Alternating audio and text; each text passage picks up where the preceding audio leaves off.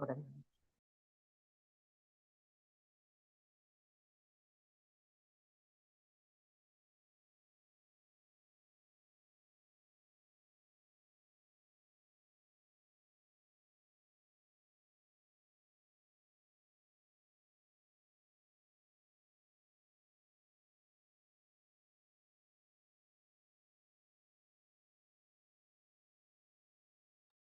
हरे कृष्ण माताजी, प्रणाम माताजी। ഹരീഷ്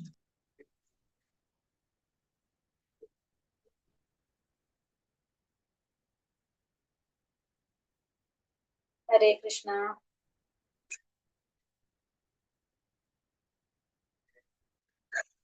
हरे कृष्ण എല്ലാവർക്കും പ്രണാമം. ഹരേ കൃഷ്ണ. ഓം നമോ ഭഗവതേ വാസുദേവായ. ഓം നമോ ഭഗവതേ വാസുദേവായ. ഓം നമോ ഭഗവതേ വാസുദേവായ. ഓം അജ്ഞാനതിമിരാന്തസ്യ ജ്ഞാനാഞ്ജനാശലാകയ ചക്ഷുരുന്മീലിതം യേന തസ്മൈ ശ്രീ ഗുരവേ നമഃ. ശ്രീ ചൈതന്യ മനോഭീഷ്ടം സ്ഥാപിതം യേന ഭൂതലേ സ്വയം രൂപ കഥാ മഹ്യം ദദാതി സോപതാന്തികം. വന്ദേഹം ശ്രീഗുരോ ശ്രീയുതപദകമലം ശ്രീഗുരോൻ വൈഷ്ണവാം ച ശ്രീരൂപം സാഗ്രജാതം സഗണരഘുനാഥാന്വിതം തം സജീവം സാദൈതം സാവധൂതം പരിജന സഹിതം കൃഷ്ണ ചൈതന്യദേവം ശ്രീരാധ കൃഷ്ണപാദാൻ സഗണലളിത ശ്രീ വിശാഖാന്വിതാംശ്ച. ഹേ കൃഷ്ണ കരുണാ സിന്ധോ ദീനബന്ധോ ജഗത്പദേ ഗോപേശ ഗോപിക കാന്ത രാധാ കാന്ത നമോസ്തുതേ. തപ്ത കാഞ്ചന ഗൗരാംഗി ശ്രീരാധേ വൃന്ദാവനേശ്വരി ഋഷഭാനുസുതേ ദേവി പ്രണമാമി ഹരിപ്രിയേ. വാഞ്ചാകൽപതരൂപേശ്ച കൃപാ സിന്ധോഭ്യവ ച പതിതാനാം പാവനേഭ്യോ വൈഷ്ണവേഭ്യോ നമോ നമഃ. നമോ വിഷ്ണുപാദായ കൃഷ്ണപ്രേഷ്ഠായ ഭൂതലേ ശ്രീമതേ ഭക്തിവേദാന്ത സ്വാമിൻ ഇതി നാമിനേ. നമസ്തേ സാരസ്വതേ ദേവേ ഗൗരവാണി പ്രചാരിണേ നിർവിശേഷ ശൂന്യവാദി പാശ്ചാത്യദേശധാരിണേ. ജയ ശ്രീ കൃഷ്ണ ചൈതന്യ പ്രഭു നിത്യാനന്ദ ശ്രീ അദ്വൈത ഗദാധര ശ്രീവാസാദി ഗൗരഭക്തവൃന്ദ. ഹരേ കൃഷ്ണ കൃഷ്ണ കൃഷ്ണ ഹരേ ഹരേ ഹരേ രാമ രാമ രാമ ഹരേ ഹരേ. ഹരേ കൃഷ്ണ. ശ്രീ ശ്രീ രാധാ ഗോവിന്ദ് ടെമ്പിൾ ഇസ്കോൺ ബാംഗ്ലൂരിന്റെ 18 ദിവസത്തെ ഭഗവത്ഗീത ക്ലാസ്സിലേക്ക് എല്ലാവർക്കും സ്വാഗതം. ഹരേ കൃഷ്ണ. അധ്യായം 8 പരമപദ പ്രാപ്തി. ഇന്ന് നമ്മൾ പഠിക്കാൻ പോകുന്ന അധ്യായം പരമപദ പ്രാപ്തിയാണ്. അപ്പോ കഴിഞ്ഞ അധ്യായത്തിന്റെ ലാസ്റ്റ് ശ്ലോകത്തില് ഭഗവാൻ എന്താ പറഞ്ഞിട്ടുണ്ടായിരുന്നത്? സാധിഭൂതാദി ദൈവം മാം സാധി യജ്ഞം ചയേ വിദുഹു പ്രയാണകാലേ പിച്ചമാം ദേവിധൂർ യുക്ത ചേതസഹ. ഭഗവാനെ അറിയുക എന്ന് പറയുന്നത് തത്വത്തില് ഭഗവാനെ മനസ്സിലാക്കി കഴിഞ്ഞാല്, ഭഗവാനെ ശരിയായ രീതിയിൽ മനസ്സിലാക്കി കഴിഞ്ഞാല് എന്താണ് നമുക്ക് ഭഗവാനെ പ്രാപിക്കാനായിട്ട് സാധിക്കും. ഭഗവാനെ ഭക്തിയോടെ ഭജിക്കുക, ത്രിഗുണങ്ങളെ മറികടന്ന് അപ്പൊ ബ്രഹ്മദേവത്തെ ഭഗവാന്റെ ബ്രഹ്മമായിട്ടുള്ള ഭാവത്തെ പ്രാപിക്കാനായിട്ട് നമ്മൾക്ക് യോഗ്യത ഉണ്ടാകുന്നു പറഞ്ഞു. അപ്പൊ അതിന് നമ്മൾ എന്ത് ചെയ്യണം? ഭഗവാനെ തത്വത്തില് മനസ്സിലാക്കണം, ഭഗവാനെ സത്യത്തില് ഭഗവാനെ കുറിച്ച് മനസ്സിലാക്കണം. ശരിയായ രീതിയിൽ ഭഗവാനെ കുറിച്ച് അറിഞ്ഞാൽ മാത്രമേ നമുക്ക് എന്തുണ്ടാവുള്ളൂ? നമുക്ക് ഭഗവാനെ പ്രാപിക്കാനുള്ള യോഗ്യത ഉണ്ടാകുന്നുള്ളൂ. അപ്പൊ നമ്മള് മനുഷ്യ ജീവിതത്തിന്റെ ലക്ഷ്യം തന്നെ നമ്മൾ എന്താണ് പറഞ്ഞത്? ഭഗവാന്റെ സേവനമാണ്. നമ്മള് ആത്മാവിന്റെ മൂലസ്വരൂപത്തിനെ സേവിക്കുക, നമ്മള് ഭഗവാനെ സേവിക്കുക എന്നുള്ളതാണ് നമ്മളുടെ ജീവിതത്തിന്റെ പരിപൂർണതയായിട്ട് നമ്മൾ പറയുന്നത് തന്നെ. അതിനു വേണ്ടി നമ്മൾ എന്ത് ചെയ്യണം? ഭഗവാനെ കുറിച്ച് അറിയാനായിട്ട് ശ്രമിക്കണം. എങ്ങനെ മനസ്സിലാക്കണം? ഭഗവാനെ തത്വത്തിൽ മനസ്സിലാക്കണം. എന്നെ അറിയുകയും എപ്പോഴും എന്നെ കുറിച്ചുള്ള ബോധം പുലർത്തുകയും ചെയ്യുന്നവൻ, ഭൗതിക പ്രപഞ്ചങ്ങളുടെയും ദേവന്മാരുടെയും സർവ യജ്ഞങ്ങളുടെയും നിയന്താവായ ഭഗവാനാണ് ഞാനെന്നറിയുന്നവൻ മരണസമയത്ത് പോലും എന്നെ സ്മരിക്കുമെന്നാണ് ഭഗവാൻ 7ാമത്തെ അധ്യായത്തില് ലാസ്റ്റ് ശ്ലോകത്തില് പറഞ്ഞു നിൽക്കുന്നത്. ഇനി അടുത്ത അധ്യായം 8ാമത്തെ അധ്യായത്തില് ഇതിന്റെ കണ്ടിന്യൂവേഷൻ ആണ് വരുന്നത്. അചഞ്ചലമായ ഭക്തിയോടെ എന്നെ ഭജിക്കുന്നവൻ ത്രിഗുണങ്ങളെ മറികടന്ന് ബ്രഹ്മഭാവത്തെ പ്രാപിക്കുവാൻ യോഗ്യനാകുന്നു. കാരണം ഭഗവാന്റെ അടുത്ത് ഭഗവാൻ പറഞ്ഞ ഈ ഇതുമെന്നാണ് അർജുനന് കുറച്ച് സംശയങ്ങൾ ഉണ്ടായിട്ട് ആ ലാസ്റ്റ് ശ്ലോകത്തിലെ, കഴിഞ്ഞ അധ്യായത്തിലെ ലാസ്റ്റ് ശ്ലോകത്തിൽ പറഞ്ഞ വാക്കുകളാണ് അർജുനന് സംശയം ഉണ്ടാക്കുന്നത്. അതുമെന്നാണ് അർജുനൻ ചോദ്യങ്ങൾ ചോദിക്കുകയാണ് ചെയ്യുന്നത് ഭഗവാന്റെ അടുത്ത്. നോക്കാം. ഫസ്റ്റ് ശ്ലോകം പറയുന്നത് എന്താണ്? അർജുന ഉവാച കിം തത് ബ്രഹ്മ കിമധ്യാത്മം കിം കർമ്മ പുരുഷോത്തമ അധിഭൂതം ച കിം പ്രോക്ത അധിദൈവം കിമുച്യത്തെ. അർജുനൻ ചോദിച്ചു, ഹേ പുരുഷോത്തമ, എന്താണ് ബ്രഹ്മം? ആത്മാവെന്നാൽ എന്ത്? ഫലോദിഷ്ട കർമ്മം എന്നാൽ എന്ത്? ഭൗതിക പ്രപഞ്ചമെന്നും ദേവന്മാരെന്നും പറയപ്പെടുന്നത് എന്താണ്? അപ്പൊ അർജുനൻ എന്താണ് ചോദിക്കുന്നത്? ഹേ പുരുഷോത്തമ. ആരടുത്താ ചോദിക്കുന്നത് അർജുനൻ? പുരുഷോത്തമന്റെ അടുത്താണ് ചോദിക്കുന്നത്. അതായത് ഭഗവാൻ അർജുനനോട് ഭഗവാന്റെ അടുത്ത് ഭഗവാനെ പുരുഷോത്തമ എന്നാണ് സംബോധന ചെയ്തിരിക്കുന്നത്. സാധാരണ ഒരു മനുഷ്യനോടോ സുഹൃത്തിനോടല്ല ഭഗവാൻ ഇത് ചോദിക്കുന്നത്. ആരാണ്? പുരുഷന്മാരിൽ ഉത്തമനായിട്ടുള്ള ഭഗവാന്റെ അടുത്ത് പരമാധികാരമുള്ള മഹാപുരുഷനോടാണ് ഭഗവാൻ ഈ ഒരു ചോദ്യം ചോദിക്കുന്നത്. എന്തെന്നാ ചോദിക്കുന്നത്? ബ്രഹ്മം എന്നാൽ എന്താണ്? ആത്മാവ് എന്നാൽ എന്താണ്? ഫലോദിഷ്ട കർമ്മം എന്നാൽ എന്ത്? ഭൗതിക പ്രപഞ്ചമെന്നും ദേവന്മാരെന്നും പറയപ്പെടുന്നത് എന്താണ്? അപ്പോ 4 ചോദ്യങ്ങളാണ് ഇവിടെ ചോദിക്കുന്നത്. ഒന്ന്, ബ്രഹ്മം എന്നാൽ എന്ത്? ആത്മാവ് എന്നാൽ എന്ത്? ഫലോദിഷ്ട കർമ്മം എന്നാൽ എന്ത്? ഭൗതിക പ്രപഞ്ചമെന്നും ദേവന്മാരെന്നും പറയപ്പെടുന്നത് എന്താണ്? ഇങ്ങനെ ചോദിക്കാണ് ഭഗവാന്റെ അടുത്ത് അർജുനൻ. അടുത്തതിലും ചോദിക്കുന്നു അർജുനൻ, അധിയജ്ഞ കഥം ഗോത്ര ദേഹേസ്മിൻ മധുസൂദന പ്രയാണകാലേ ച കഥം ജ്ഞേയോസി നിയതാത്മഭിഹി. മധുസൂദന, ഈ ശ്ലോകത്തിൽ അർജുനൻ എങ്ങനെയാ പറഞ്ഞിരിക്കുന്ന ഭഗവാന്? മധുസൂദന എന്നാ വിളിച്ചിരിക്കുന്നത്. അപ്പൊ ഫസ്റ്റ് ശ്ലോകത്തില് പുരുഷോത്തമ എന്ന് പറഞ്ഞിട്ട് ചോദിച്ചില്ല, പുരുഷന്മാരിൽ ഉത്തമനായിട്ടുള്ള പരമാധികാരമുള്ള മഹാപുരുഷനോടാണ് ഭഗവാൻ ചോദിച്ചത്. ഈ ശ്ലോകത്തിൽ അങ്ങനെയാ പറഞ്ഞിരിക്കുന്ന ഭഗവാന് മധുസൂദന എന്നാണ് പറഞ്ഞിരിക്കുന്നത്. മധുസൂദന ആരാണ്? യജ്ഞദേവത. ഈ ശരീരത്തിൽ അദ്ദേഹം എങ്ങനെ കുടികൊള്ളുന്നു? ഭക്തിയുടെ സേവന നിരതരായവർക്ക് മരണവേളയിൽ അങ്ങയെ എങ്ങനെ ഓർമ്മിക്കാൻ കഴിയും? എങ്ങനെ അറിയാൻ കഴിയും? അപ്പൊ 3 ചോദ്യങ്ങളാണ് ഇവിടെ ചോദിച്ചിരിക്കുന്നത്. ഒന്ന്, ഈ ശരീരത്തില് കുടികൊള്ളുന്ന യജ്ഞദേവത ആരാണ്? ശരീരത്തിൽ അദ്ദേഹം എങ്ങനെ കുടികൊള്ളുന്നു?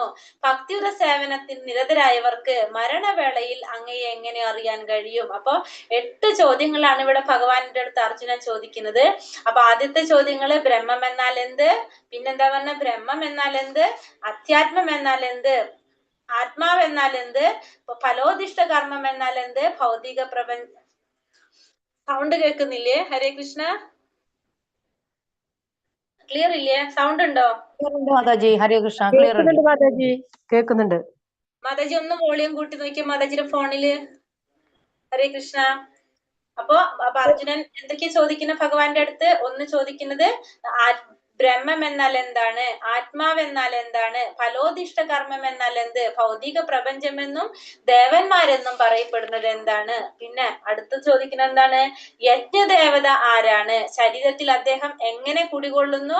ഭക്തിയുടെ സേവന നിരതരായവർക്ക് മരണവേളയിൽ അങ്ങയെ എങ്ങനെ അറിയാൻ കഴിയും? ഇങ്ങനെ 8 ചോദ്യങ്ങളാണ് ഭഗവാന്റെ അടുത്ത് അർജുനൻ ചോദിക്കുന്നത്.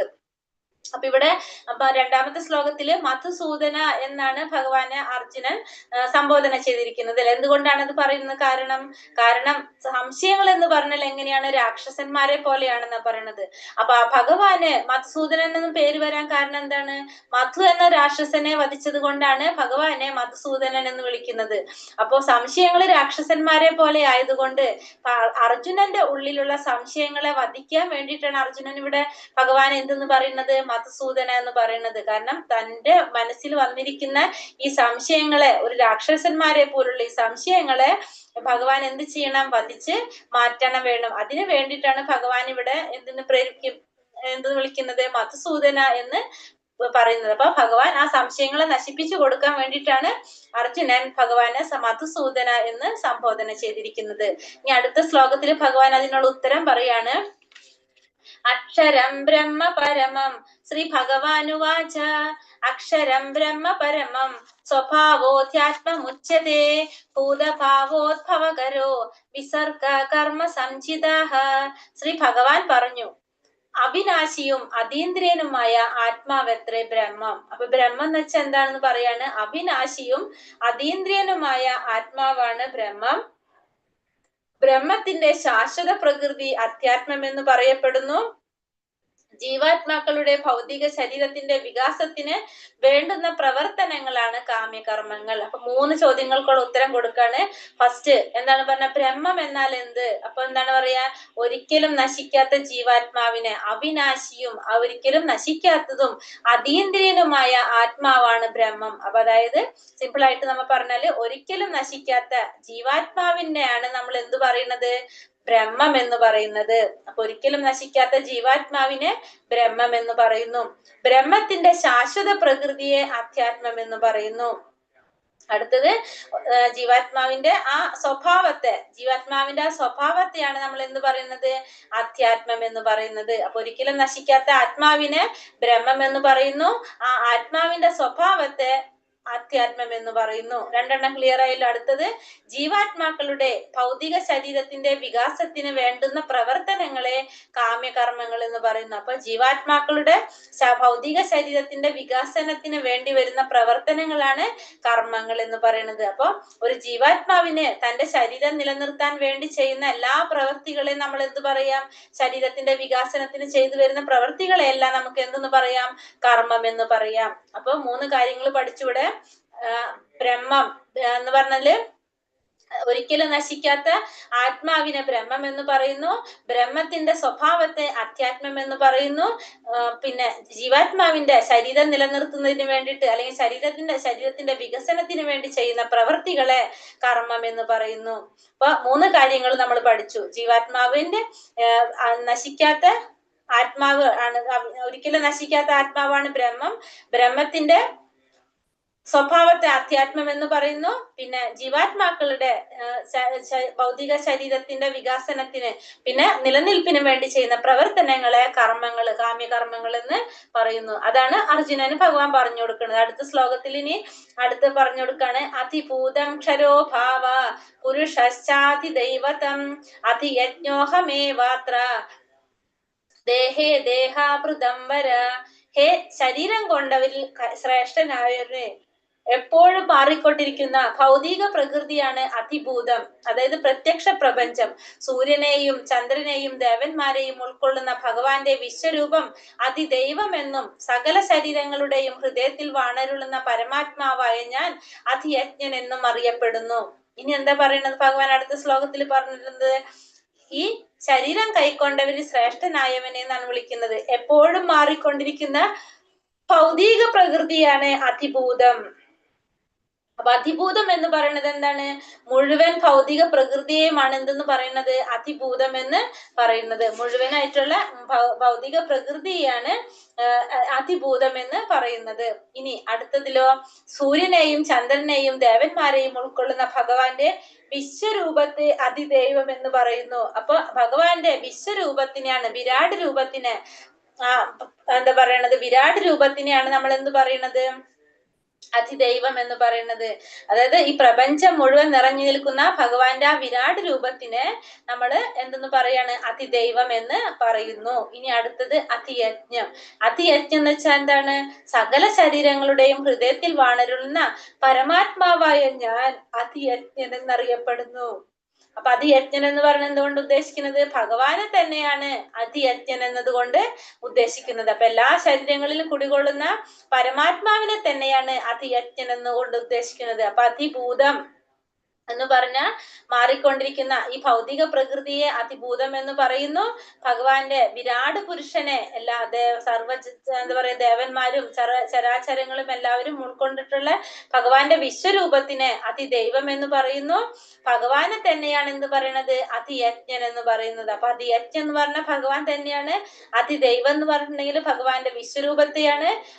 അതിഭൂതം എന്ന് പറയുന്നത് ഭൗതിക പ്രകൃതിയാണ്. അപ്പൊ ഭൗതിക പ്രകൃതി അതിഭൂതമെന്നും വിരാട് പുരുഷൻ അതിയജ്ഞമെന്നും അതിദൈവമെന്നും പരമാത്മാവായ ഭഗവാനെ അതിയജ്ഞൻ എന്നും പറയുന്നു. അപ്പൊ അതും നമുക്കിപ്പോ ഭഗവാൻ ക്ലിയർ ആക്കി തന്നു അല്ലെ? 4 എല്ലാ ചോദ്യങ്ങൾക്കുള്ള ഉത്തരം ഭഗവാൻ പറഞ്ഞു കൊടുത്തു അർജുനന്. ഇനി അടുത്ത ശ്ലോകത്തിൽ പറയാണ് അന്ധകാലേച മ്യാമേവ സ്മരൻ മുക്താ കളേവരം യാപ്രയാതി സമദ്ഭാവം യാതി നാസ്ത്യത്ര സംശയഃ. മരണസമയത്ത് എന്നെ തന്നെ സ്മരിച്ചുകൊണ്ട് ശരീരം ത്യജിക്കുന്നവൻ എന്റെ ഭാവത്തെ ഉടൻ തന്നെ പ്രാപിക്കുമെന്നതിന് സംശയമില്ല. അപ്പൊ മരണസമയത്ത് എന്നെ തന്നെ സ്മരിച്ചുകൊണ്ട് ശരീരം ത്യജിക്കുന്നവൻ എന്റെ ഭാവത്തെ ഉടൻ തന്നെ പ്രാപിക്കുമെന്നതിന് യാതൊരു സംശയവുമില്ല എന്ന് പറയുന്നത്. അപ്പൊ ഇവിടെ ഈ ശ്ലോകത്തില് കൃഷ്ണാവബോധത്തിന്റെ പ്രാധാന്യത്തെ കുറിച്ചാണ് പറഞ്ഞു തരുന്നത്. കൃഷ്ണാവബോധത്തോടെ ദേഹത്യാഗം ചെയ്തു കഴിഞ്ഞാല് ഉടൻ തന്നെ ഭഗവാന്റെ അതീന്ദ്രിയ ഭാവം കൈക്കൊള്ളാനായിട്ട് സാധിക്കുമെന്ന് പറയാണ്.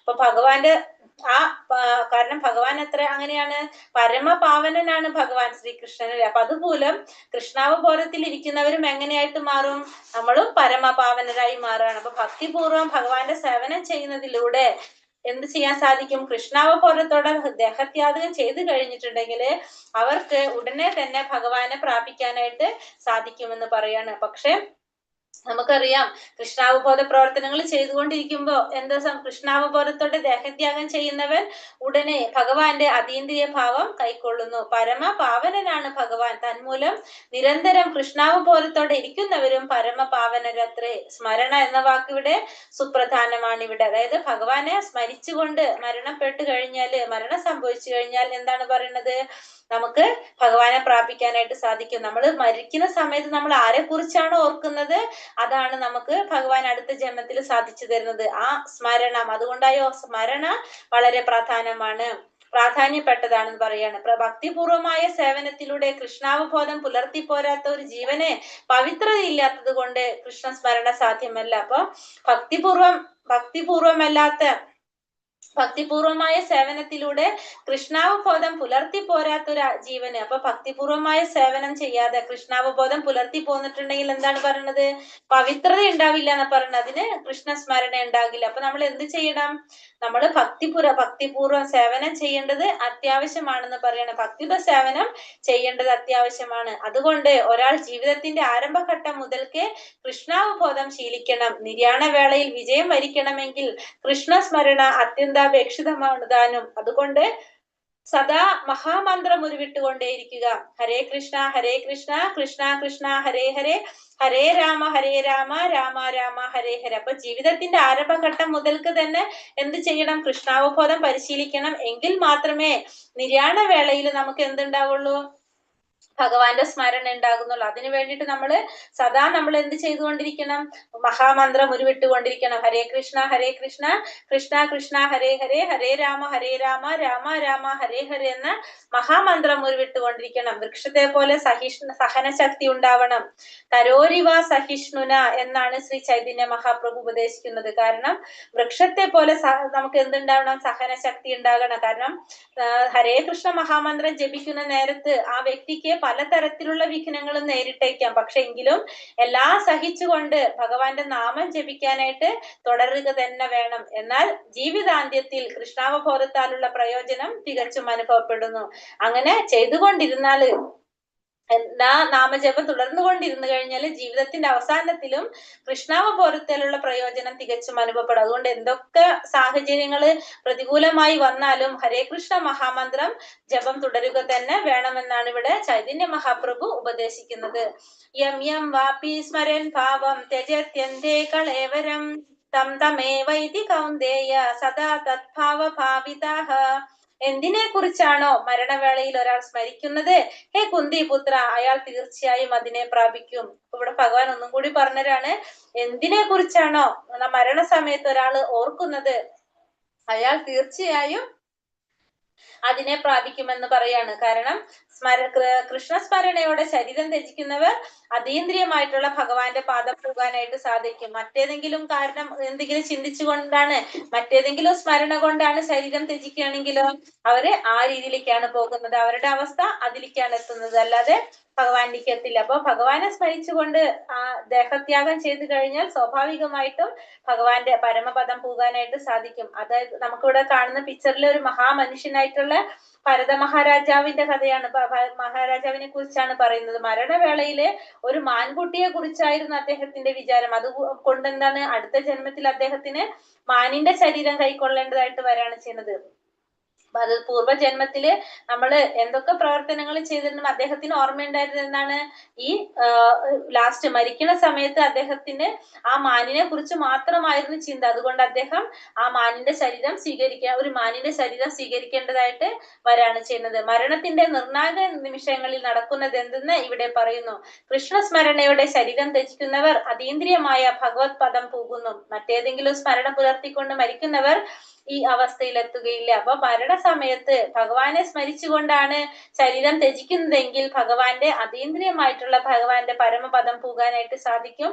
മറ്റേതെങ്കിലും സ്മരണ പുലർത്തിക്കൊണ്ടാണ് മരിക്കുന്നതെങ്കിലോ ഈ അവസ്ഥയിലേക്ക് എത്താനായിട്ട്, ഭഗവാന്റെ അടുത്തേക്ക് എത്താനായിട്ട് സാധിക്കുന്നില്ല. ഈ ജന്മത്തിൽ സാത്വിക ഭാവത്തോടെ ജീവിക്കുകയും കൃഷ്ണനെ നിരന്തരം സ്മരിക്കുകയും ചെയ്യുന്നവർക്ക് അന്ത്യവേളയിലും ഭഗവത് സ്മരണ ഉദിക്കും. അപ്പൊ ഈ ഒരു ജന്മത്തില് സാത്വിക ഭാവത്തോടെ ജീവിക്കുക, കൃഷ്ണനെ നിരന്തരം സ്മരിക്കുകയും ചെയ്യുന്നവർക്ക് അന്ത്യവേളയില് ഭഗവത് സ്മരണ ഉദിക്കും. കൃഷ്ണന്റെ അതീന്ദ്രിയ ഭാവത്തെ പോകുന്നതിന് അത് സഹായകമായി തീരുകയും ചെയ്യും. ആധ്യാത്മികമായി ഭഗവത് സേവനത്തിൽ മുഴുകി ജീവിതം നയിച്ച ഒരാൾക്ക് അടുത്ത ജന്മത്തിൽ ഭൗതിക ദേഹമല്ല ആധ്യാത്മിക ദേഹമായിരിക്കും ലഭിക്കുക. നിരന്തരമായ ഹരേ കൃഷ്ണ കൃഷ്ണ കൃഷ്ണ ഹരേ ഹരേ, ഹരേ രാമ രാമ രാമ ഹരേ ഹരേ എന്ന നാമജപം എത്രേ മരണവേളയിൽ ഒരാളുടെ മനോഭാവത്തെ വേണ്ടുന്ന വഴിക്ക് തിരിക്കാനുതകുന്ന ഉത്തമമായ മാർഗം. അപ്പോ ആധ്യാത്മികമായിട്ട് ഭഗവത് സേവനത്തിൽ മുഴുകി ജീവിതം നയിക്കുന്ന ഒരാൾക്ക് അടുത്ത ജന്മത്തിൽ എന്തുണ്ടാവുന്നില്ല? ഭൗതിക ദേഹം ഉണ്ടാകുന്നില്ല. കാരണം അദ്ദേഹത്തിന് ആധ്യാത്മികമായ ദേഹമായിരിക്കും ലഭിക്കുന്നത്. കാരണം എന്താണ്? ഭഗവാനെ കുറിച്ച് മാത്രം ചിന്തിച്ച് പ്രവർത്തിക്കുന്നത് കൊണ്ട്, ഹരേ കൃഷ്ണ മഹാമന്ത്രം എല്ലാ സമയത്തും ജപിച്ചിരിക്കുന്നത് കൊണ്ട് മരണവേളയിൽ എന്ത് സംഭവിക്കാണ്? അയാളുടെ മനോഭാവത്തിനെ എങ്ങോട്ട് മാറ്റാൻ തിരിക്കാനായിട്ട് സാധിക്കും?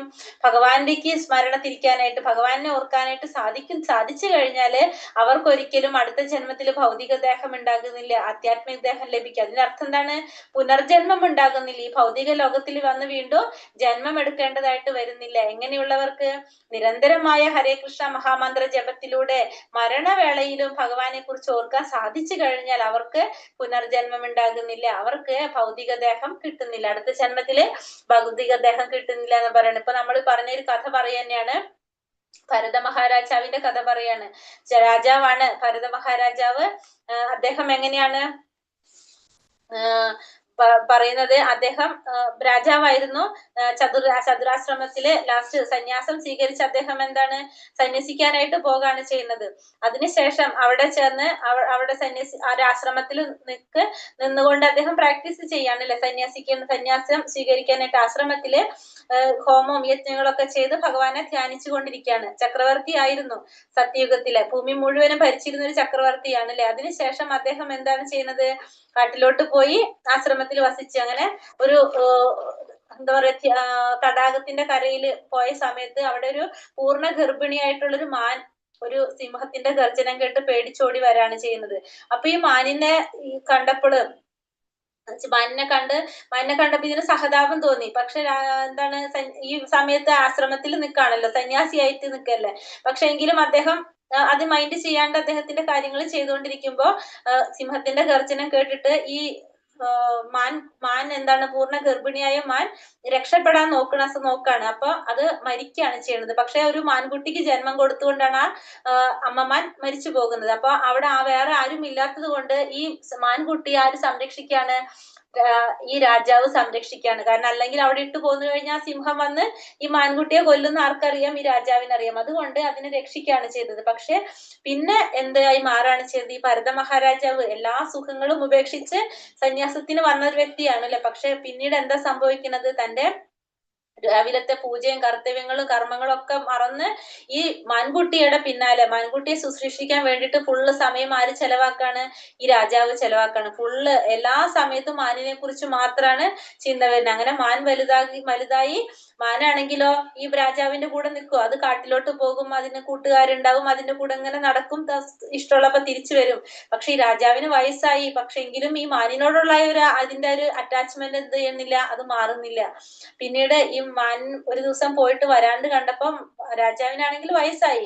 രാജാവ് അന്വേഷിച്ചു പോകാണ്. അങ്ങനെ പോയിട്ട് ഒരു കുഴിയിൽ അവിടെ വീണിട്ട് രാജാവ് മരണപ്പെടണം. ആ മരിക്കുന്ന സമയത്ത് രാജാവിന്റെ ചിന്ത ആരെ കുറിച്ചായിരുന്നു? ഈ മാനിനെ കുറിച്ചായിരുന്നു. അപ്പൊ മാനിനെ വിളിക്കാണ് രാജാവ്. മാനിനെ രാജാവ് എന്ത് ചെയ്യാണ്? വിളിക്കാണ്. പക്ഷെ മാനിനെ വിളിക്കുമ്പോ മാനിനെ കാണുന്നില്ല അല്ലെ. ആ ഒരു കാരണം കൊണ്ട്, മരണസമയത്ത് മാനിനെ കുറിച്ച് ചിന്തിച്ച കാരണം കൊണ്ട് അടുത്ത ജന്മത്തിൽ ആരായിട്ട് വരാണ് രാജാവ്? മാനായിട്ട് ജന്മമെടുക്കാണ്. മാനായിട്ട് ജന്മമെടുത്തു. പക്ഷെ എങ്കിലും ചെയ്ത പുണ്യപ്രവർത്തികളുടെ ഫലമായിട്ട് ആ മാനിന് തന്റെ പൂർവ്വജന്മത്തിലെ കാര്യങ്ങൾ ഓർക്കാൻ സാധിക്കുന്നത് കൊണ്ട് ആ മാൻ ഈ ആശ്രമം തേടി വരികയും അവിടെ നിന്നുകൊണ്ട് മറ്റുള്ള മുനിമാര് ചെയ്യുന്നതെല്ലാം കണ്ട് അത് കണ്ടും കേട്ടും അവിടെ നിന്ന് അതിനുശേഷം വീണ്ടും ഒരു ജന്മം ആ മാനിന് കിട്ടാണ്. നല്ലൊരു ബ്രാഹ്മണന്റെ ജന്മത്തിൽ വന്നിട്ട് പിന്നീട് ബധിരനും മൂകനുമായിട്ട് ഒന്നും കാണാനും കേൾക്കാനും വയ്യ, താല്പര്യമില്ലെന്ന് പറഞ്ഞ് ഭഗവാനെ മാത്രം സ്മരിച്ച് മോക്ഷം നേടാണ് ചെയ്യുന്നത്. കാരണം മനസ്സിലായി മരണസമയത്ത് നമ്മൾ ഇതിനെ കുറിച്ചാണോ ചിന്തിക്കുന്നത്, നമുക്ക് ആ ഒരു ജന്മമാണ് കിട്ടുന്നത് മനസ്സിലാക്കിയത് കൊണ്ട് ഇനി ഇങ്ങനൊരു ജന്മം വേണ്ട എന്ന് തീരുമാനിച്ചുകൊണ്ട് അദ്ദേഹം പ്രവർത്തിക്കുകയാണ് ചെയ്യുന്നത്. അങ്ങനെ മോക്ഷം കിട്ടുകയാണ് ആർക്ക്? ഭരത മഹാരാജാവിന്. അടുത്ത ശ്ലോകത്തിൽ എന്താ പറയണത്? തസ്മാത് സർവേഷു കാലേഷു മാമനുസ്മര യുത്യച മയ്യർപിത മനോ ബുദ്ധിർ മാമേ വൈശ്യസ്യ സംശയ. അതിനാൽ അർജുന, ശ്രീകൃഷ്ണ രൂപത്തിൽ എന്നെ നീ എപ്പോഴും ഓർമ്മിക്കുക, അതോടൊപ്പം തന്റെ നിയത കർമ്മമായ യുദ്ധം നിർവഹിക്കുകയും ചെയ്യുക. സ്വകർമ്മങ്ങളെല്ലാം എനിക്കായി അർപ്പിച്ചും മനോബുദ്ധികൾ എന്നിൽ ഉറപ്പിച്ചും ഇരുന്നാൽ നീ എന്നെ പ്രാപിക്കും, സംശയമില്ല. അതുകൊണ്ട് അർജുനനോട് എന്താ പറയണത്? ഭഗവാനെ നീ എപ്പോഴും എന്നെ ഓർക്കണം. ഏത് രൂപത്തിൽ ഓർക്കണം? കൃഷ്ണ രൂപത്തിൽ ഓർക്കണം എന്നാ പറയണത്. ഭഗവാന്റെ ശ്യാമസുന്ദര രൂപത്തില്, ഓടക്കുഴൽ വിളിക്കുന്ന ഭഗവാന്റെ ശ്യാമസുന്ദരനായിട്ടുള്ള ശ്രീകൃഷ്ണ രൂപത്തിൽ നീ എപ്പോഴും എന്നെ ഓർമ്മിക്കണം. അതോടൊപ്പം തന്നെ നീ എന്ത് ചെയ്യണം? നിനക്കായി പറഞ്ഞിട്ടുള്ള നിന്റെ നിയത കർമ്മമായിട്ടുള്ള യുദ്ധം ചെയ്യുകയും വേണം. നിനക്ക് എന്താണോ പറഞ്ഞിരിക്കുന്നത്, കാരണം അർജുനൻ ക്ഷത്രിയനാണ്, ക്ഷത്രിയന്റെ ധർമ്മം യുദ്ധം ചെയ്യുക എന്നുള്ളതാണ്. അതുകൊണ്ട് നീ എന്ത് ചെയ്യണം? നിനക്കായി പറഞ്ഞിട്ടുള്ള നിന്റെ കർമ്മം, നിന്റെ യുദ്ധം ചെയ്യുക എന്നിട്ടുള്ള നിന്റെ ധർമ്മം നീ നിർവഹിക്കുകയും വേണം. ഒപ്പം തന്നെ നീ എന്ത് ചെയ്യണം? എന്നെ ശ്രീകൃഷ്ണന്റെ രൂപത്തിൽ നീ എന്നെ ഓർക്കുകയും ചെയ്യുക. പിന്നെ നിന്റെ കർമ്മങ്ങൾ നിർവഹിക്കുമ്പോ എങ്ങനെ ചെയ്യേണ്ടത്? ആ കർമ്മങ്ങളെല്ലാം എനിക്കായി അർപ്പിച്ചും മനോബുദ്ധികൾ എന്നിൽ ഉറപ്പിച്ചും ഇരുന്നാൽ നീ എന്നെ പ്രാപിക്കും, സംശയമില്ല. അപ്പൊ നീ ചെയ്യുന്ന കർമ്മങ്ങളെല്ലാം എനിക്കായിട്ട് അർപ്പിച്ചുകൊണ്ട് ചെയ്യണം. നീ കർമ്മം ചെയ്യണം. ആ കർമ്മം എങ്ങനെയായിരിക്കണം? എനിക്കായിട്ട് അർപ്പിച്ചുകൊണ്ട് ചെയ്യണം. അങ്ങനെ ചെയ്തു കഴിഞ്ഞാല് നീ എന്നെ പ്രാപിക്കും എന്നുള്ളതിന് യാതൊരു സംശയവും ഇല്ലെന്നാണ് ഇവിടെ ആര് പറയുന്നത്? ഭഗവാൻ അർജുനനോട് പറഞ്ഞു കൊടുക്കുന്നത്. അപ്പൊ ഭഗവാൻ അർജുനന് കൊടുക്കുന്ന ഈ ഉപദേശം ഭൗതിക കർമ്മത്തിൽ ഏർപ്പെട്ടിരിക്കുന്ന എല്ലാവരെ സംബന്ധിച്ചും പ്രസക്തമാണെന്ന് പറഞ്ഞു. അപ്പൊ ഭഗവാൻ ഈ പറഞ്ഞു കൊടുക്കുന്നത് അർജുനന് മാത്രമായിട്ടുള്ള ഒരു ഉപദേശമല്ല, ഈ ഭൗതികമായിട്ടുള്ള കർമ്മങ്ങളിൽ ഏർപ്പെട്ടിരിക്കുന്ന എല്ലാവർക്കും അത് ബാധകമാണെന്ന് പറയുന്നു. തങ്ങളുടെ നിർദ്ദിഷ്ട കർമ്മം നിറവേറ്റുന്നതിൽ നിന്ന് പിന്തിരിയാൻ ഭഗവാൻ ആരെയും പ്രേരിപ്പിക്കുന്നില്ല. അപ്പൊ ഒരാളെയും ഭഗവാൻ എന്തിനു പ്രേരിപ്പിക്കുന്നില്ല? നമ്മൾ ചെയ്യേണ്ട കർമ്മത്തിൽ നിന്ന് പിന്മാറാനായിട്ട് ഭഗവാൻ പറയുന്നില്ല. എല്ലാവരും തങ്ങൾക്കായിട്ട് പറഞ്ഞിരിക്കുന്ന നിയത കർമ്മങ്ങൾ അനുസരിക്കേണ്ടതാണെന്ന് ഭഗവാൻ ഇവിടെ പറയാണ്. ഒരാൾക്ക് ഈ പ്രവൃത്തികൾ തുടരുന്നതോടൊപ്പം തന്നെ ഹരേ കൃഷ്ണ മന്ത്രം ഉച്ചരിച്ചുകൊണ്ട് ഭഗവാന്റെ സ്മരണ പുലർത്തുക. അപ്പൊ നമ്മൾ ഓരോരുത്തർക്കും നമുക്ക് ചെയ്യേണ്ടതായിട്ടുള്ള ഓരോ ഉത്തരവാദിത്തങ്ങളും കർമ്മങ്ങളും നമ്മൾ നിർവഹിക്കുകയും വേണം. ഒപ്പം തന്നെ നമ്മൾ എന്ത് ചെയ്യും വേണം? ഭഗവാന്റെ നാമം ഉച്ചരിക്കുകയും വേണം. ഇപ്പൊ കുറെ നമുക്കറിയാലേ, ഈ ഇസ്കോണിലൊക്കെ വരുമ്പോ എല്ലാവരും പറഞ്ഞിട്ടുണ്ടെന്ന്, ഇസ്കോണിൽ വന്നിട്ടുണ്ടെങ്കിൽ കുടുംബമായിട്ട് ബന്ധമില്ല, എല്ലാവരും ഭഗവാനെ മാത്രം ചിന്തിച്ചുകൊണ്ടിരിക്കുന്നു എന്ന് പറയുന്നു. അതായത് സന്യസിക്കാൻ പോണ്, അങ്ങനെയൊക്കെയാണ് പറയുന്നത്. പക്ഷെ എന്താ ഇവിടെ പറഞ്ഞിരിക്കുന്നത്? ഇതിൽ ഭഗവാൻ എന്താ പറഞ്ഞിരിക്കുന്നത്? ഹരേ കൃഷ്ണ മഹാമന്ത്രം ഉച്ചരിക്കുകയും വേണം, ഒപ്പം തന്നെ നമുക്ക് ഓരോരുത്തർക്കും പറഞ്ഞിരിക്കുന്ന പ്രവർത്തികൾ ചെയ്യാൻ വേണം എന്നാ പറഞ്ഞു. അപ്പൊ ആരും അവരവരുടെ ഉത്തരവാദിത്തങ്ങളിൽ നിന്ന് മാറി നിൽക്കാൻ പാടില്ല. ഒപ്പം തന്നെ നാമം ജപിക്കണം എന്നുമാണ്, ഭഗവാന്റെ സ്മരണ പുലർത്തിക്കൊണ്ടിരിക്കണം എന്നാണ് ഇവിടെ പറഞ്ഞു തന്നിരിക്കുന്നത് നമുക്ക്. ഇത് ജീവനെ ഭൗതിക കൽമഷങ്ങൾ ബാധിക്കാതിരിക്കാനും മനോബുദ്ധികളെ ഭഗവാനിൽ ഏകാഗ്രീകരിക്കാനും ഉതകും. കൃഷ്ണനാമോച്ചരണം ഭക്തനെ പരമോത്കൃഷ്ടമായ കൃഷ്ണലോകത്തിൽ എത്തിക്കുന്നു എന്നതിന് സംശയമില്ല. ഇങ്ങനെ ചെയ്യുന്നതുകൊണ്ടുള്ള ഗുണം എന്താണ്? നമ്മള് ജീവാത്മാവിനെ ഈ ഭൗതിക കൽമഷങ്ങള് ബാധിക്കുന്നുണ്ടാവില്ല അങ്ങനെ ചെയ്തു കഴിഞ്ഞാല്. പിന്നെ അത് മാത്രമല്ല, നമ്മളെ എല്ലാ മനസ്സിനെ ബുദ്ധികളൊക്കെ നമുക്ക് ഭഗവാനില് കേന്ദ്രീകരിക്കാനായിട്ട് സാധിക്കും. പിന്നെ ഭഗവാന്റെ നാമം ഉച്ചരിക്കുന്നത് കൊണ്ട് നമുക്ക് എന്ത് ചെയ്യാൻ പറ്റും? ഭഗവാന്റെ ലോകത്തിലേക്ക്, കൃഷ്ണ ലോകത്തിലേക്ക് എത്താൻ സാധിക്കും എന്നതിനും യാതൊരു സംശയമില്ല എന്ന് കൂടി ഭഗവാൻ ഇവിടെ പറഞ്ഞു തരാണ് നമുക്ക്. അടുത്ത ശ്ലോകത്തിൽ പറയുന്നു, അഭ്യാസയോഗയുക്തേന ചേതസാനാന്യഗാമിന പരമം പുരുഷം ദിവ്യം യാതി പാർത്ഥാനുചിന്തയൻ.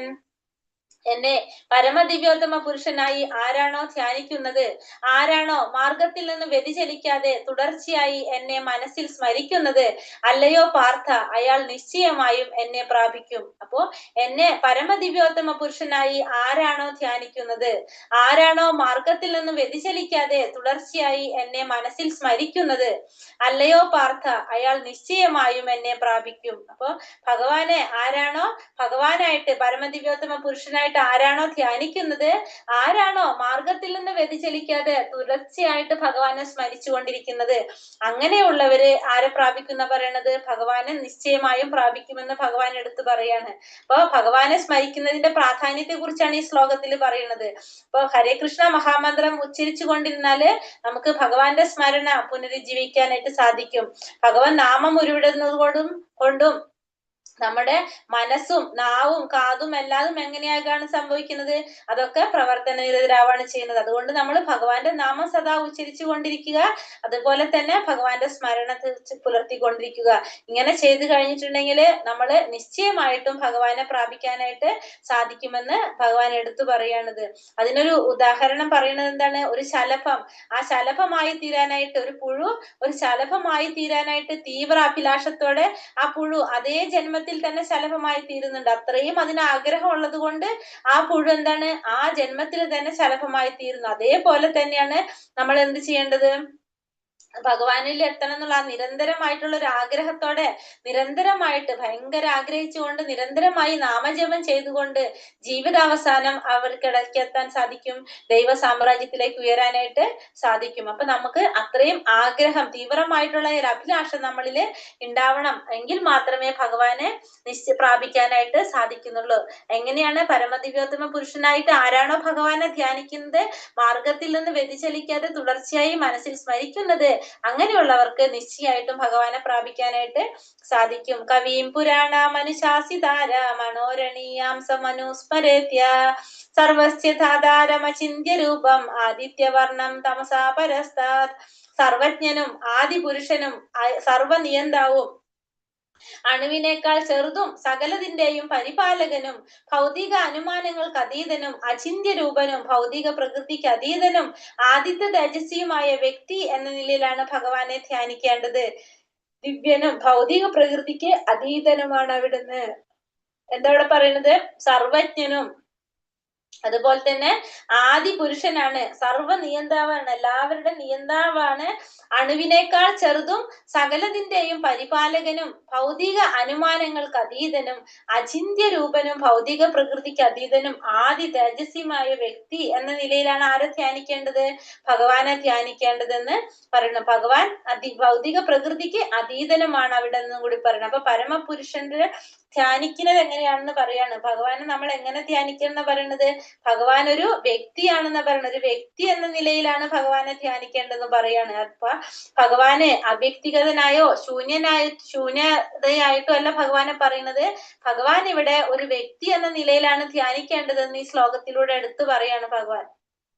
അപ്പൊ ഭഗവാൻ ഇവിടെ ഒരു വ്യക്തിയാണെന്നുള്ളത് ക്ലിയർ ആയി കഴിഞ്ഞില്ല. നമുക്ക് ഭഗവാൻ എന്ന രാമൻ എന്ന വ്യക്തിയെയോ കൃഷ്ണൻ എന്ന വ്യക്തിയെ കുറിച്ചായിരിക്കണം നമ്മൾ ആലോചിക്കേണ്ടത്. അപ്പൊ ഭഗവാൻ ആരാണ്, ഇവിടെ ഒരു വ്യക്തി എന്ന നിലയിലാണ് ഭഗവാനെ നമ്മൾ ധ്യാനിക്കേണ്ടതെന്ന് പറഞ്ഞു തരാണ്. ആദി പുരുഷനാണ്. എങ്ങനെയാണ് നമ്മൾ ധ്യാനിക്കേണ്ടത്, ഭഗവാൻ ആദി പുരുഷനാണ്, എല്ലാത്തിന്റെയും ഉറവിടമാണ്, എല്ലാതും അദ്ദേഹത്തിൽ നിന്നാണ് ജനിക്കുന്നത്. പിന്നെ ഭഗവാൻ വിശ്വത്തിന്റെ നിയന്താവാണ്, മാനവരാശിയുടെ പോഷകനും പിന്നെ ഗുരുവുമാണ് അദ്ദേഹം. പിന്നെ അണുവിനേക്കാൾ ചെറിയ രൂപം കൈക്കൊള്ളാനായിട്ട് ആർക്ക് കഴിയും, അദ്ദേഹത്തിന് കഴിയും. അപ്പൊ അങ്ങനെ ആയിരിക്കണം നമ്മൾ ആരെ ധ്യാനിക്കേണ്ടത്, ഭഗവാനെ ധ്യാനിക്കേണ്ടതെന്ന് പറയാണ്.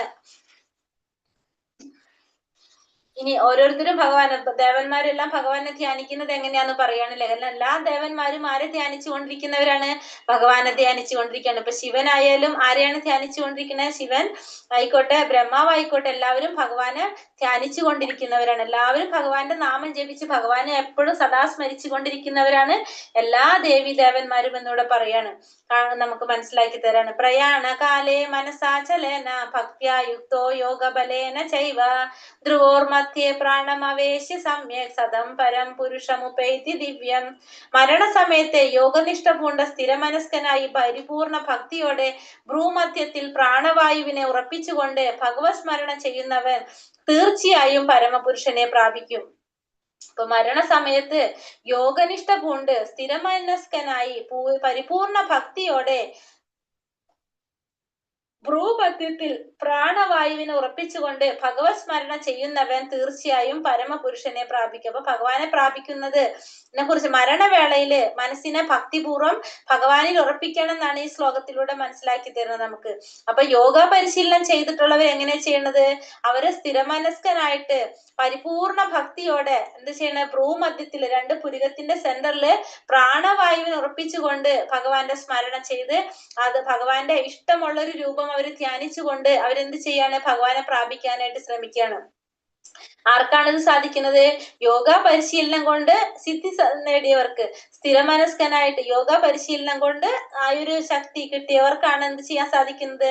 ഇങ്ങനെ ചെയ്യാനായിട്ട് സാധിക്കുന്നത്. അവര് അങ്ങനെ ചെയ്തുകൊണ്ട് അവർക്ക് ഇഷ്ടമുള്ള ഭഗവാന്റെ രൂപം ധ്യാനിച്ചുകൊണ്ട് അവർക്ക് പരമപുരുഷനെ ഭഗവാനെ സമീപിക്കാനായിട്ട് ഭഗവാനെ പ്രാപിക്കാനായിട്ട് കഴിയുമെന്ന് പറയാണ്. ഇവിടെ ഒരു കഥ പറയാണ്. അജാമിളൻ എന്ന് പറഞ്ഞൊരു ബ്രാഹ്മണന്റെ കഥയാണ് പറയുന്നത്. അജാമിളൻ എന്ന് പറഞ്ഞൊരു ബ്രാഹ്മണനാണ്. അദ്ദേഹം പിന്നീട് എന്താണ് ചെയ്യുന്നത്? അദ്ദേഹം ഒരു വേശ്യാസ്ത്രീയെ കണ്ടുമുട്ടി ആ സ്ത്രീയില് ആകൃഷ്ടനായിട്ട് ആ സ്ത്രീയോടൊപ്പം പിന്നെ താമസം തുടങ്ങുകയാണ് ചെയ്യുന്നത്. ആ സ്ത്രീയോടൊപ്പം താമസം തുടങ്ങി ജീവിക്കാനായിട്ടൊരു മാർഗവും ഇല്ല. പക്ഷെ അതിനു വേണ്ടിയിട്ട് എന്താണ് എല്ലാ കള്ളത്തരങ്ങളും കൊള്ളരുതായ്മകളും ഒക്കെ ചെയ്ത് ആ സ്ത്രീയെ സന്തോഷിപ്പിച്ച് അങ്ങനെ ജീവിച്ചു പോകാണ്. ഒരു 10 കുട്ടികൾ അവർക്കുണ്ടായി. അതിനുശേഷം എന്താണ് കുറെ കഴിഞ്ഞ്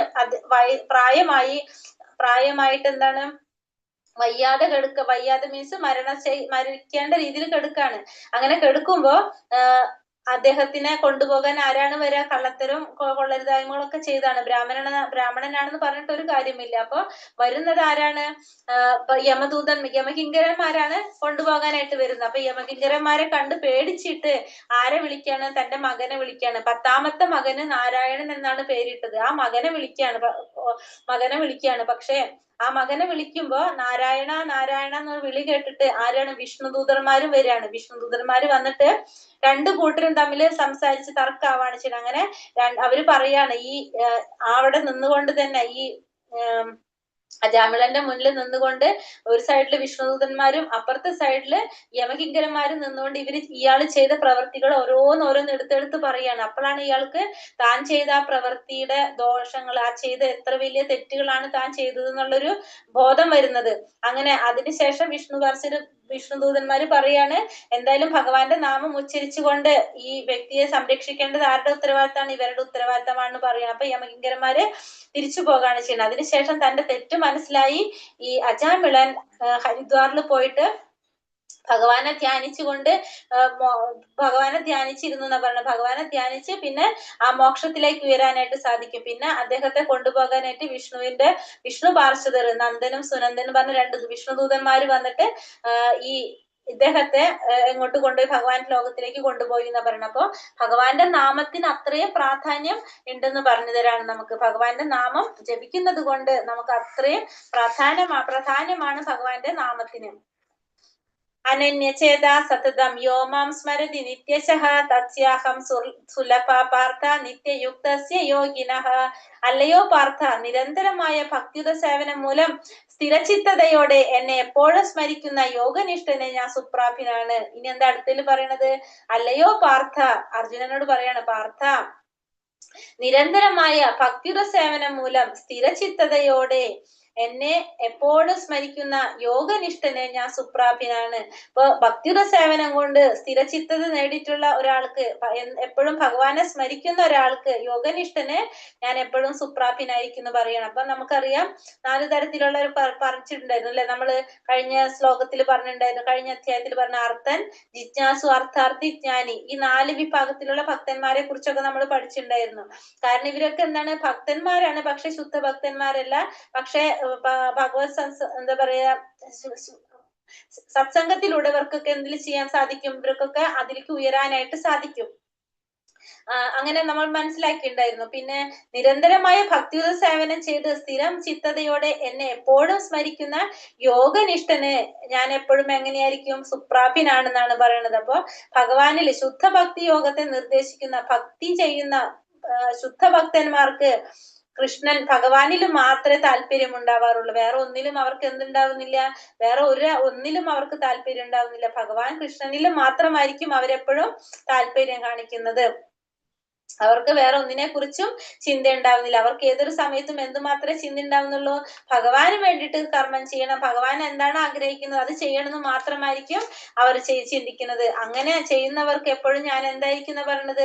സുപ്രാപ്യനായിരിക്കുന്ന പറയണത്. അവര് ഏതൊരു സമയത്തും ഭഗവാനെ കുറിച്ച് മാത്രം ചിന്തിച്ചു കൊണ്ടിരിക്കുന്നു, ഭഗവാന്റെ രൂപത്തെ മാത്രം ആരാധിച്ചു കൊണ്ടിരിക്കുന്നു, എപ്പോഴും ഭഗവാൻ എന്ത് ചെയ്യണം എന്ന് ചിന്തിച്ചു കൊണ്ടിരിക്കുന്നവരാണ് അവര്. അപ്പൊ അവർക്ക് ഞാൻ എപ്പോഴും സുപ്രാപ്യനാണെന്ന് പറയണം. അപ്പൊ ഈ ഭക്തിയോഗത്തെ കാണുന്നത് നമ്മൾ പറയണ ഭഗവാനെ ആരാധിക്കുന്നതിന് പല രീതിയിൽ നമുക്ക് ചെയ്യാൻ സാധിക്കും. ശാന്തഭക്തനായിട്ട് ഒരു ശാന്ത ഭാവത്തില്, പിന്നെ അല്ലെങ്കിൽ ദാസ്യഭാവത്തില്, സാഖ്യഭാവത്തില്, വാത്സല്യഭാവത്തില്, ഭാവത്തിലൊക്കെ നമുക്ക് ആരെ സേവിക്കാൻ സാധിക്കും? ഭഗവാനെ സേവിക്കാനായിട്ട് സാധിക്കും. ഏത് വിധത്തിലും നമുക്ക് ഭഗവാന് ഭക്തിയുടെ സേവനം ചെയ്യാനായിട്ട് ശ്രമിച്ചു കൊണ്ടിരിക്കുന്നവരാരാണ്? ഭക്തന്മാര് ചെയ്തുകൊണ്ടിരിക്കുന്നത്. അവർക്കൊരിക്കലും ഭഗവാനെ ഓർക്കാതിരിക്കാനായിട്ട് കഴിയില്ല. കാരണം ഒരു ചെറിയൊരു സമയത്ത് പോലും അവർക്ക് ഭഗവാനെ മറക്കാനായിട്ട് സാധിക്കുന്നില്ല. അങ്ങനെയുള്ളവർക്ക് ഭഗവാൻ എപ്പോഴും എന്തായിരിക്കും? സുപ്രാപ്യനാണെന്ന് പറയാണ്. അവര് പല രീതിയിൽ ഭഗവാനെ സേവിക്കാം. ശാന്തഭാവത്തിലോ, ദാസ്യഭാവത്തിലോ, സാഖ്യഭാവത്തിലോ, വാത്സല്യഭാവത്തിലോ, മാധുര്യഭാവത്തിലോ ഏത് രീതിയിലും സേവിക്കാം. പക്ഷെ എങ്ങനെയായാലും അവർക്ക് ഒരിക്കലും ഭഗവാനെ ഓർക്കാതിരിക്കാൻ സാധിക്കില്ല. അവർക്ക് എപ്പോഴും ഭഗവാൻ സുപ്രാപ്യനാണെന്ന് പറയാണ് ഇവിടെ. മാമുപേത്യ പുനർജന്മ ദുഃഖാലയമ ശാശ്വതം നാപ്നുവന്തി മഹാത്മാന സംസിദ്ധി പരമാം ഗത. ഭക്തിയോഗം കൊണ്ട് എന്നെ പ്രാപിച്ച മഹാത്മാക്കൾ പരിപൂർണത നേടിയവരാകിയാൽ പിന്നീട് ദുഃഖപൂർണവും അസ്ഥിരവുമായ ഈ ലോകത്തിലേക്ക് തിരിച്ചു വരുന്നില്ല. അപ്പൊ ഭക്തിയോഗം കൊണ്ട് ഭഗവാനെ പ്രാപിച്ചവർ, ആ മഹാത്മാക്കൾ എങ്ങനെയുള്ളവരാണ്? പരിപൂർണത നേടിയവരാണ്. അതുകൊണ്ട് അവര് വീണ്ടും ഈ ഭൗതികമായിട്ടുള്ള ലോകത്തിലേക്ക്, ഈ ദുഃഖാലയമാണ് ഭൗതിക ലോകം അല്ലെ, ക്ലേശങ്ങൾ നിറഞ്ഞതാണ് ഈ ഭൗതിക ലോകം. ജന്മമൃത്യു ജരാവ്യാധികൾ കൊണ്ട് ക്ലേശങ്ങൾ നിറഞ്ഞ ഈ ഭൗതിക ലോകത്തിലേക്ക് അവര് തിരിച്ചു വരുന്നില്ല. അവരെങ്ങനെയാണ്? ഈ ഗോലോക വൃന്ദാവനം എന്ന കൃഷ്ണലോകം പ്രാപിച്ച ഒരാള് ഒരിക്കലും ഈ ഭൗതിക ലോകത്തിലോട്ട് തിരിച്ചു വരാനായിട്ട് ആഗ്രഹിക്കുന്നില്ല. അസ്ഥിരമായതാണ് എന്ത്? ഈ ഭൗതിക പ്രപഞ്ചം എന്ന് പറയാണ്. ജനനം, മരണം, വാർദ്ധക്യ, രോഗം എന്തൊക്കെ കൊണ്ട് ക്ലേശങ്ങൾ നിറഞ്ഞ ഈ ഭൗതിക ലോകത്തിലേക്ക് അവരൊരിക്കലും തിരിച്ചു വരുന്നില്ല. അവര് പരിപൂർണത നേടിയ ആ മഹാത്മാക്കള് അവരെന്താണ്? ഈ ദുഃഖപൂർണമായിട്ടുള്ള അസ്ഥിരമായിട്ടുള്ള ഈ ലോകത്തിലോട്ട് തിരിച്ചു വരുന്നില്ല എന്ന് പറഞ്ഞു. അപ്പൊ ഭക്തിയോഗം കൊണ്ട് ഭഗവാനെ പ്രാപിച്ചു കഴിഞ്ഞാൽ നമുക്ക് ഭഗവാന്റെ ലോകത്തിലോട്ട് പോകാനായിട്ട് സാധിക്കും. അവിടെ പോയി കഴിഞ്ഞാൽ വീണ്ടും നമുക്കൊരു പുനർജന്മം ഉണ്ടാകുന്നില്ല. നമുക്കൊരിക്കലും ഈ ഭൗതിക ലോകത്തിലേക്ക് വീണ്ടും വരേണ്ടതായിട്ട് വരുന്നില്ല എന്ന് പറയാണ്. അപ്പൊ അതാണ് നമ്മുടെ ജീവിതത്തിന്റെ ഏറ്റവും വലിയ പരിപൂർണതയായിട്ട് പറയുന്നത്. ഇനി ആ ലോകത്തിനെ കുറിച്ച് പറയാണ്. ആ ബ്രഹ്മഭുവനാലോക പുനരാവർത്തിനോർജുന മാമുപേത്യാത്തു കൗന്ദേയ പുനർജന്മാന വിദ്യതേ. ഭൗതിക ലോകത്തിൽ സർവോന്നതമായ ഗ്രഹം ബ്രഹ്മലോകം മുതൽക്ക് ഏറ്റവും അധമമായുള്ളവരെ ഓരോന്നും ജനന മരണങ്ങൾ ആവർത്തിച്ചു കൊണ്ടേയിരിക്കുന്ന ദുരിതപൂർണമായ സ്ഥലങ്ങളാണ്. കുന്തിപുത്ര, എന്റെ പരമപദത്തിൽ എത്തിയവനാകട്ടെ പിന്നീട് ജന്മം എടുക്കേണ്ടി വരില്ല.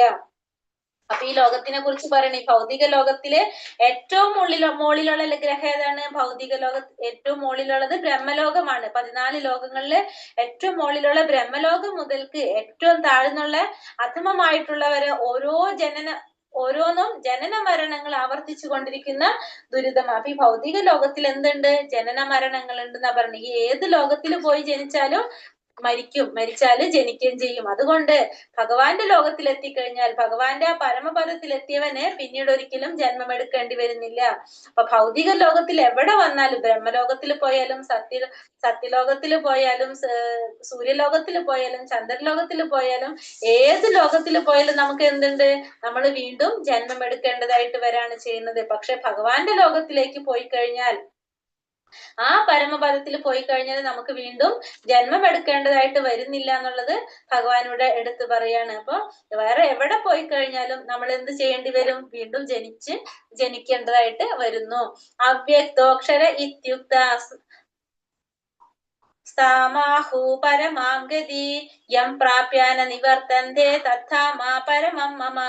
വേദാന്തികൾ അവ്യക്തമെന്നും അക്ഷയമെന്നും വിശേഷിപ്പിക്കുന്നതും പരമമായ പ്രാപ്യസ്ഥാനം എന്നറിയപ്പെടുന്നതും ഒരിക്കൽ എത്തിച്ചേർന്നാൽ പിന്നെ മടങ്ങി വരേണ്ടതില്ലാത്തതുമാണ് എന്റെ പരമധാമം.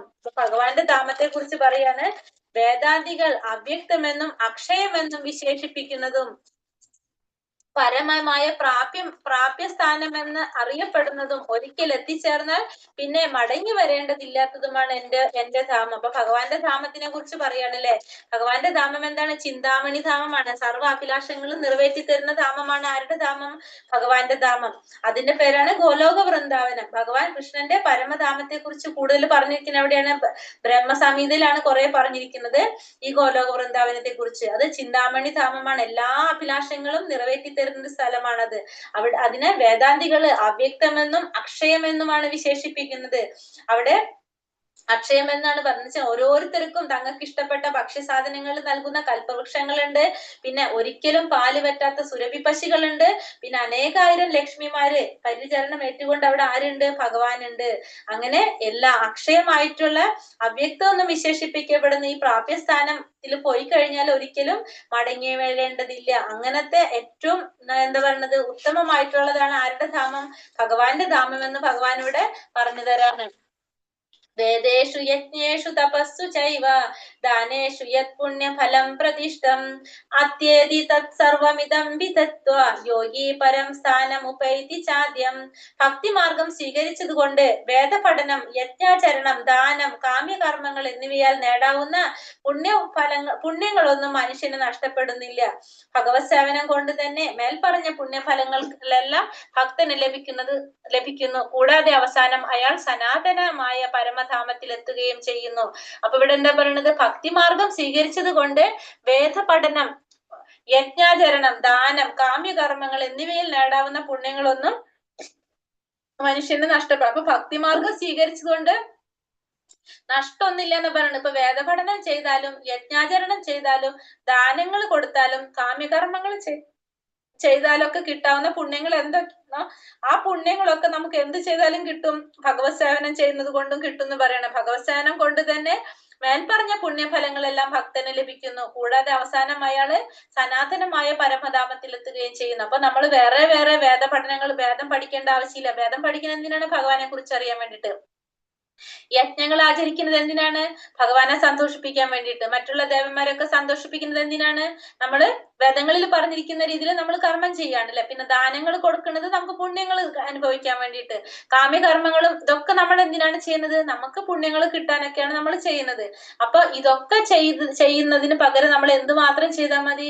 ഭഗവത് സേവനം കൊണ്ട് തന്നെ ഈ പറഞ്ഞ എല്ലാത്തിന്റെ ഫലങ്ങളും നമുക്ക് അനുഭവിക്കാൻ സാധിക്കുന്നു മാത്രല്ല നമുക്ക് എന്തും കൂടി പറ്റാണ്? ഭഗവാന്റെ പരമധാമത്തിലോട്ട് പോകാനായിട്ട് സാധിക്കും. അപ്പൊ നമ്മൾ എന്തുമാത്രം ചെയ്താൽ മതി? ഭഗവാന്റെ സേവനങ്ങൾ, ഭക്തിയുടെ സേവനങ്ങൾ മാത്രം ചെയ്താൽ തന്നെ നമുക്ക് ഇതെല്ലാം ചെയ്തിട്ടുള്ള എല്ലാ ഫലങ്ങളും നമുക്ക് അനുഭവിക്കാനായിട്ട് സാധിക്കും. ഭഗവത് സേവനത്തിൽ മുഴുകിക്കൊണ്ട് ഒറ്റയടിക്ക് 4 ആശ്രമ വ്യവസ്ഥകളിലെ കർക്കശ വ്രതങ്ങളെയും പിന്നിട്ട് കളയാമെന്നത്രേ കൃഷ്ണാവതാരത്തിന്റെ മനോഹാരിത. അപ്പൊ ഈ പറഞ്ഞ ഭഗവാന്റെ സേവനം ചെയ്തത് കൊണ്ട് മാത്രം നമുക്ക് എന്ത് ചെയ്യാൻ സാധിക്കും? ഈ 4 ആശ്രമ വ്യവസ്ഥകളില് ഏതൊക്കെയാണ്? ബ്രഹ്മചര്യം, ഗൃഹസ്ഥം, വാനപ്രസ്ഥം, സന്യാസം. ഈ പറഞ്ഞ എല്ലാ വ്യവസ്ഥകളിലെ കർക്കശ വ്രതങ്ങളും നമുക്ക് പിന്നിട്ട് കളയാമെന്നുള്ളതാണ് എന്തിന്റെ മനോഹാരിത പറയുന്നത്? കൃഷ്ണാവതാരത്തിന്റെ. ഭക്തരുമായുള്ള സഹവാസം തുടർന്നു കൊണ്ടുപോകുമ്പോൾ ഭഗവത് സേവനത്തിന് അവസരമായി. ആ സേവന കർമ്മം കൊണ്ട് കൃഷ്ണനെ കുറിച്ചും കൃഷ്ണന്റെ കർമ്മങ്ങൾ, നാമരൂപങ്ങൾ, ലീലകൾ എന്നിവയെ കുറിച്ചുമെല്ലാം ഉള്ള തെറ്റിദ്ധാരണകൾ ഒഴിഞ്ഞു മാറുന്നു.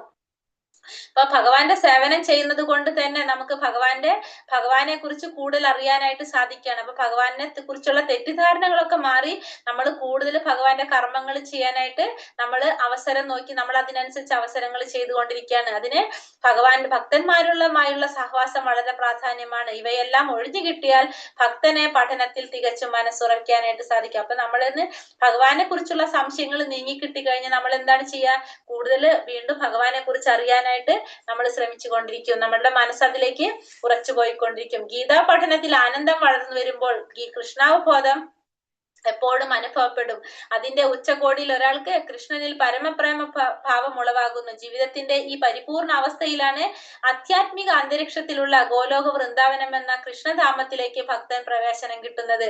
അവിടെയാണ് അയാൾ ശാശ്വതമായി ആനന്ദിക്കുന്നത്. അപ്പൊ ശാശ്വതമായി ആനന്ദിക്കുന്ന സ്ഥലം എവിടെയാണ്? ഗോലോക വൃന്ദാവനത്തിലാണ്. ഗോലോക വൃന്ദാവനത്തിലാണ് ശാശ്വതമായി ആനന്ദിക്കുന്നത്. എങ്ങനെയാ ഭഗവാന് ഗീതാ പഠനത്തിൽ ആനന്ദം കിട്ടുമ്പോൾ നമുക്ക് സ്വാഭാവികമായിട്ടും കൃഷ്ണാവബോധം വളർന്നു വരാണ് ചെയ്യുന്നത്.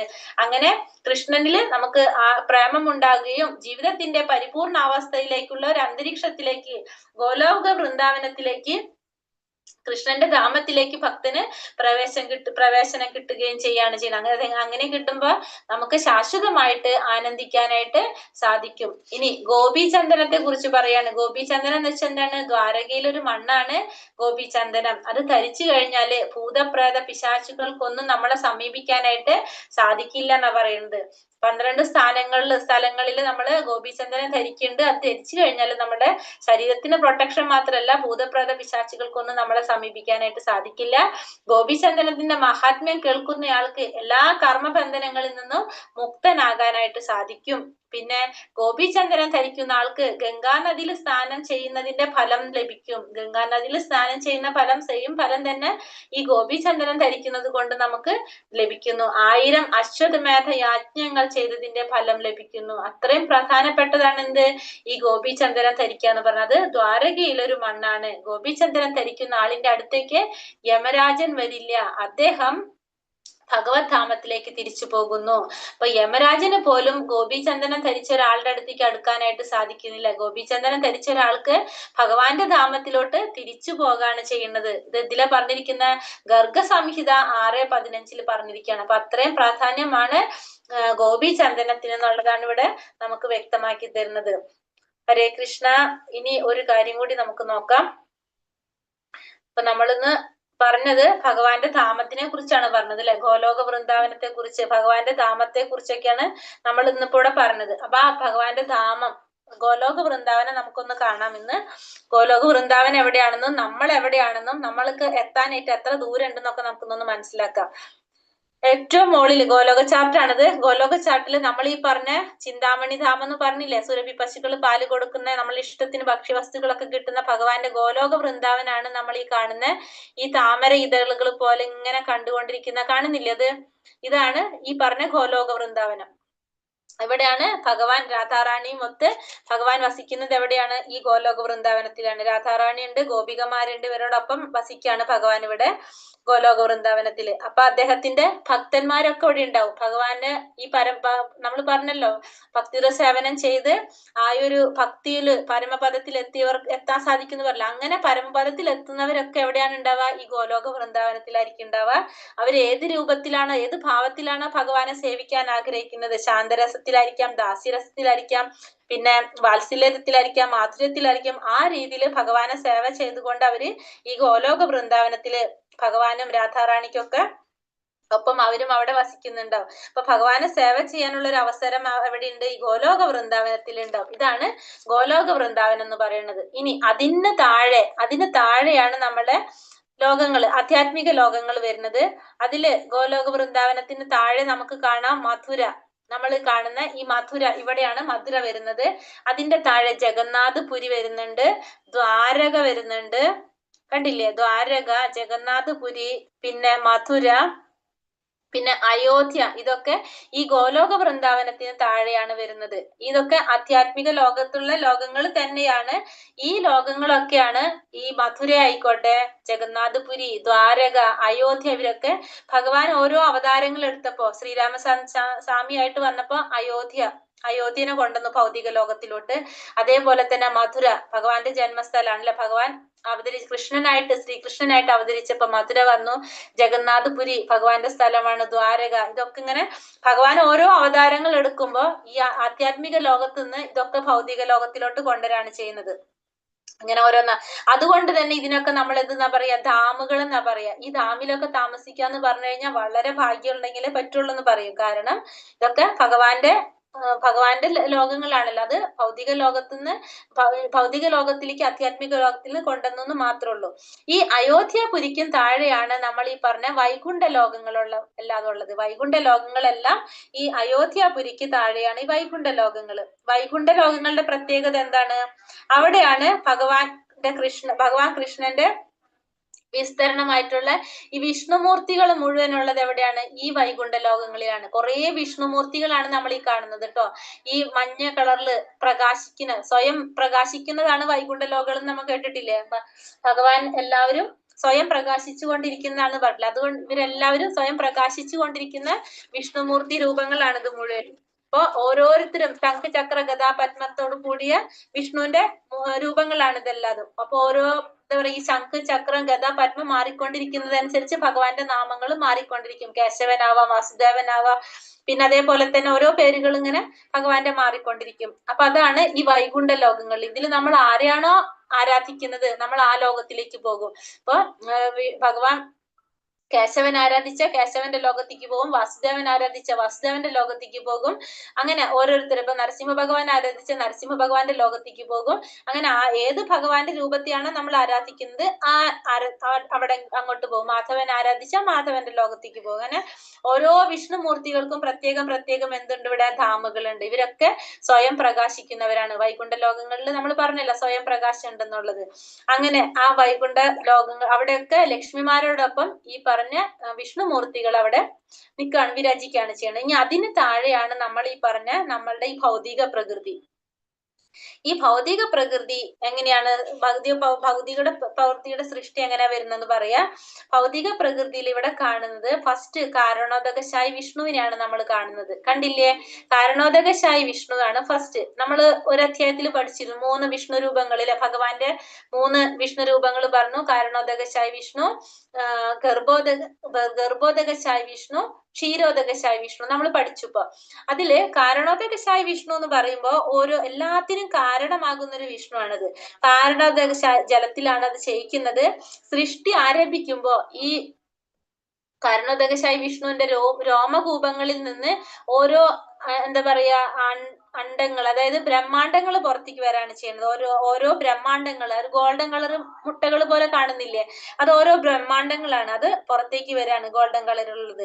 അപ്പൊ ഈ ഓരോ ബ്രഹ്മാണ്ടത്തിലും എന്താ സംഭവിക്കുന്നത്? ഈ പറഞ്ഞ ഈ ഓരോ മുട്ടകൾ കണ്ടോ? ഈ മുട്ടനെയാണ് നമ്മൾ ഈ കാണുന്നത്. പിന്നെ ഈ മുട്ടകളില് ഓരോ ബ്രഹ്മാണ്ടം, അതാണ് ഈ കാണുന്നത്. ഇപ്പൊ നമ്മള് ഈ ഓരോ ബ്രഹ്മാണ്ടത്തിലും ആരുണ്ട്? ആ ഗോൾഡൻ കളറിലുള്ള ഒരു മുട്ടയാണ് നമ്മൾ ഇപ്പൊ കാണുന്ന ഒരു ബ്രഹ്മാണ്ടം. ആ ഓരോ ബ്രഹ്മാണ്ടത്തിലും ഭഗവാന്റെ അവതാരമായിട്ടുള്ള ആര് പ്രവേശിക്കാണ്? അവിടെ ഗർഭോദകശായി വിഷ്ണു പ്രവേശിക്കാണ്. ഗർഭോദകശായി വിഷ്ണു ആണ് ഇപ്പൊ നമ്മൾ ഈ കാണുന്നത്. അദ്ദേഹം ഗർഭോദകശായി എന്ന് പറഞ്ഞ ഗർഭോദകം എന്ന് പറഞ്ഞൊരു സാഗരം ഉണ്ടാക്കിയിട്ട് അതിൽ ചെയ്യിക്കുകയാണ് ചെയ്യണത് ഗർഭോദകശായി വിഷ്ണു. കണ്ടില്ലേ? ഈ പറഞ്ഞ ഈ ഗോൾഡൻ കളറിലുള്ള ഈ ബ്രഹ്മാണ്ടത്തിന്റെ ഉൾവശമാണ് നമ്മൾ ഈ കാണുന്നത്. അപ്പൊ അതില് ഈ ഗർഭോദകശായി വിഷ്ണു ഗർഭോദകശായി സമുദ്രത്തിൽ ചെയ്യിക്കുകയാണ്. അദ്ദേഹത്തിന്റെ നാഭിയിൽ നിന്ന് നമ്മൾ ഈ കാണുന്ന ചുറ്റി ഒരു താമര തണ്ട് കാണുന്നുണ്ട്. അതിന്റെ മുകളിൽ പോകുമ്പോൾ നമുക്ക് ആരെ കാണാൻ പറ്റും? ബ്രഹ്മാവിനെ കാണാൻ പറ്റും അവിടെ. അപ്പൊ ഈ ഗർഭോദകശായി വിഷ്ണുവിന്റെ നാഭിയിൽ നിന്ന് ആര് വരാണ്? ബ്രഹ്മദേവൻ വരാണ് ചെയ്യുന്നത്. ആ ബ്രഹ്മദേവൻ ഗർഭോദകശായി വിഷ്ണുവിന്റെ നാഭിയിൽ നിന്ന് ഉണ്ടാവണം. അപ്പൊ വന്നും ചെയ്യുന്നു.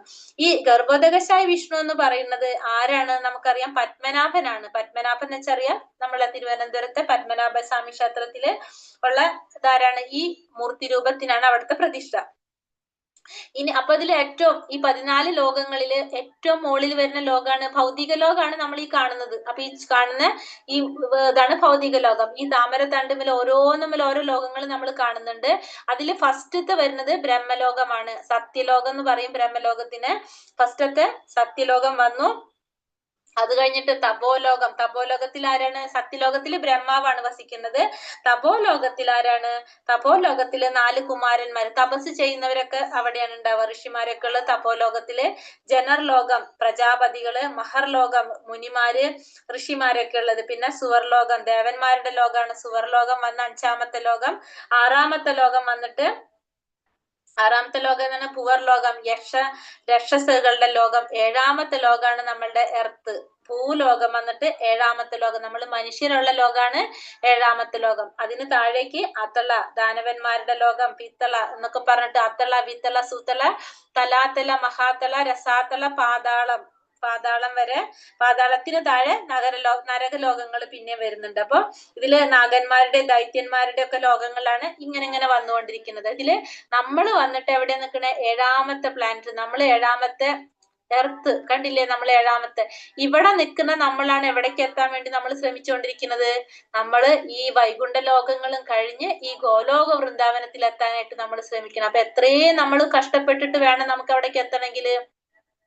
നമ്മളിപ്പോ എവിടെയാ നിൽക്കുന്നത്? ഈ പറഞ്ഞ ഏഴാമത്തെ ഇവിടെയാണ് നിൽക്കുന്നത്. ഇവിടെ നിന്ന് തന്നെ മുകളിലേക്ക് സത്യലോകം വരെ ഉണ്ട്. അത് ഭൗതിക ലോകമാണ്. ഇവിടേക്ക് വരെ എത്തിക്കഴിഞ്ഞാൽ തന്നെ നമ്മൾ വീണ്ടും ജനന മരണങ്ങൾ ഉണ്ടാവും നമ്മൾ പറഞ്ഞു കഴിഞ്ഞു. സത്യലോകത്തിൽ എത്തിയാലും നമ്മൾ വീണ്ടും ജനിക്കും. ഒരിക്കലും ജനിക്കാത്ത ലോകത്തേക്ക് എത്തണമെങ്കിൽ നമുക്ക് എവിടേക്ക് എത്തണം? നമ്മൾ ഈ പറഞ്ഞ ഗോലോക വൃന്ദാവനത്തിലേക്ക്, ഭഗവാന്റെ ലോകത്തിലോട്ട് നമുക്ക് എത്തണമെന്ന് നമ്മൾ പറഞ്ഞു കഴിഞ്ഞു. അങ്ങനെ അത്ര നമ്മൾ എത്തി. ഇനി അതിനുശേഷം നമ്മൾ എന്താണ് പറഞ്ഞത്? ഇപ്പൊ ഈ ഓരോ ബ്രഹ്മാണ്ടത്തിലും എന്തുണ്ടെന്ന് പറഞ്ഞു? ഗർഭോദകശായി വിഷ്ണുവിനെ നമ്മൾ പറഞ്ഞു. ഈ ഗർഭോദകശായി വിഷ്ണു കൂടാതെ വേറൊരു വിഷ്ണു കൂടി നമ്മളുടെ ഇതിലുള്ളുണ്ട്, ഈ ഇതിന്റെ ഉള്ളിൽ കാണും. അതാരാണ്? പാൽക്കടലിൽ ഉള്ള ക്ഷീരോദകശായി വിഷ്ണു. ഈ ക്ഷീരോദകശായി വിഷ്ണു ക്ഷീരോദക സമുദ്രത്തിലാണ് ഉള്ളത്. ആ വിഷ്ണുവിനാണ് നമുക്ക് പരിചയം. എന്താണ്? ആ വിഷ്ണു ആണ് നമ്മളുടെ ഉള്ളില് പരമാത്മാ രൂപത്തിൽ ഇരിക്കുന്നത്. ആരാണ്? ക്ഷീരോദകശായി വിഷ്ണു ആണ്. ക്ഷീരസമുദ്രത്തിൽ ഇരിക്കുന്നു മാത്രമല്ല, നമ്മുടെ ഉള്ളില് ഓരോ ശരീരത്തിലും, നമ്മുടെ ഓരോരുത്തരുടെ ഹൃദയത്തിലും ഇരിക്കുന്നത് ആരാണ്? ഈ ക്ഷീരോദകശായി വിഷ്ണു ആണ് ഓരോന്നിലും ഉള്ളത്. ഇനി വന്നിട്ട് നമ്മളെ ഈ ബ്രഹ്മാണ്ടത്തിന്റെ സംരക്ഷക ആരാണ്? ഈ പറഞ്ഞ ഭൗതിക ലോകത്തിന്റെ സംരക്ഷകയാണ് ഈ പറഞ്ഞ മായാദേവി, ദുർഗാദേവിയാണ് ഈ ബ്രഹ്മാണ്ടത്തിന്റെ സംരക്ഷയായിട്ടുള്ളത്. അതുകൊണ്ട് തന്നെ ഈ ഭൗതിക പ്രകൃതിയെ നമ്മൾ എന്തെന്ന് പറയുന്നുണ്ട്? ദേവീധാമം എന്ന് നമ്മൾ പറയുന്നുണ്ട്. അതിന് മുകളിലായിട്ടാണ് എന്ത് വന്നിരിക്കുന്നത്? മഹേശ്വരധാമം, ഭഗവാൻ ശിവന്റെ ധാമം, മഹേശ്വരന്റെ ധാമം വന്നിരിക്കുന്നത് അതിന് മുകളിലായിട്ടാണ് വന്നിരിക്കുന്നത്. ഇങ്ങനെ അതിന് മുകളിൽ ആധ്യാത്മിക ലോകങ്ങൾ വീണ്ടും ഇങ്ങനെ ആരംഭിക്കുകയാണ്. ഇപ്പൊ നമ്മൾ ഈ പറഞ്ഞ ഇത് തന്നെ ഇങ്ങനെ പോയി കാണാണ് നമ്മള്. അപ്പൊ ഓരോ തവണ സൃഷ്ടി ആരംഭിക്കുമ്പോ എന്താണ് ചെയ്യുന്നത്? ബ്രഹ്മാവിന്റെ ഒരു പകൽ ആരംഭിക്കും. അപ്പൊ സൃഷ്ടി വരും, രാത്രി വരും. ഇത് മുഴുവൻ എന്താണ്? അതിൻ്റെ ഉള്ളിലേക്ക് പോകണം, വൈൻഡപ്പ് ആയിക്കൊണ്ടിരിക്കുന്നത്. അതാണ് നടന്നുകൊണ്ടിരിക്കുന്നത്. ഈ ബ്രഹ്മാവിന് നമുക്കിപ്പോ എന്തെങ്കിലും സങ്കടങ്ങൾ, നമ്മൾ സിനിമയിലെ ടിവിയിലൊക്കെ കണ്ടിട്ടുണ്ടാവും, എന്തെങ്കിലും സങ്കടങ്ങൾ ഉയർത്തിക്കാനുണ്ടെങ്കിൽ ബ്രഹ്മാവ് ആരുടെ അടുത്താണ് പോണത്? ഈ ക്ഷീരോദകശായി വിഷ്ണുവിന്റെ അടുത്താണ്. ഈ ബ്രഹ്മാവ് ഈ ക്ഷീരോദകശായി വിഷ്ണുവിന്റെ അടുത്താണ് പോയി പറയുന്നത്. എന്തെങ്കിലും പറയാനുണ്ടെങ്കിൽ ആരുടെ അടുത്താ പോണത്? ക്ഷീരോദകശായി വിഷ്ണുവിന്റെ അടുത്ത് മാത്രമേ എത്തുന്നുള്ളൂ. ബാക്കി കാരണോദകശായി വിഷ്ണുവിനെ, ഗർഭോദകശായി വിഷ്ണുവിനെ ആര് ദർശിക്കുന്നില്ല? ഈ ബ്രഹ്മാവിന് കാണാൻ സാധിക്കുന്നില്ല. നമ്മളുടെ എല്ലാ വിഷമങ്ങളും സങ്കടങ്ങളും ഒക്കെ ഉണർത്തിക്കാൻ നമ്മൾ ആരുടെ അടുത്താ പോണത്? ഈ ക്ഷീരോദകശായി വിഷ്ണുവിന്റെ അടുത്തേക്കാണ് നമ്മൾ പോകുന്നതെന്ന് പറയണം. അപ്പൊ ഇതാണ് നമ്മൾ ഈ പറഞ്ഞ ഗോലോക ചാർട്ട്. അപ്പൊ ഇതില് ഈ ഭൗതിക ലോകത്തിൽ നിൽക്കുന്ന നമ്മൾ ഇവിടെ നിന്ന് എവിടേക്കാണ് നമുക്ക് എത്തേണ്ടത്? ഏറ്റവും മുകളിൽ നമ്മൾ ഈ എന്ത് പറയാ, നമ്മള് താമര ഇതള് പോലുള്ള ഈ ഗോലോക വൃന്ദാവനത്തിൽ എത്താനാണ് നമ്മൾ ശ്രമിച്ചു കൊണ്ടിരിക്കുന്നത്. അതിനാണ് നമ്മളുടെ ലക്ഷ്യം. അപ്പൊ നമ്മള് കുറച്ചൊന്നും നമ്മൾ കഷ്ടപ്പെട്ടാൽ പോരാ, അത്രയും നമ്മള് ഭഗവാന്റെ സേവനങ്ങൾ ചെയ്ത് ഭഗവാന്റെ നാമം ജപിച്ചാൽ മാത്രമേ നമുക്ക് ഇവിടെ നിന്ന് അങ്ങോട്ട് എത്താനായിട്ട് സാധിക്കുന്നുള്ളൂ. അപ്പൊ അത്ര നമ്മൾ ചെയ്യണം എന്നുള്ളതാണ് നമുക്ക് മനസ്സിലാക്കി തരുന്നത്. ഹരേ കൃഷ്ണ, ഹരേ കൃഷ്ണ, കൃഷ്ണ കൃഷ്ണ ഹരേ ഹരേ, ഹരേ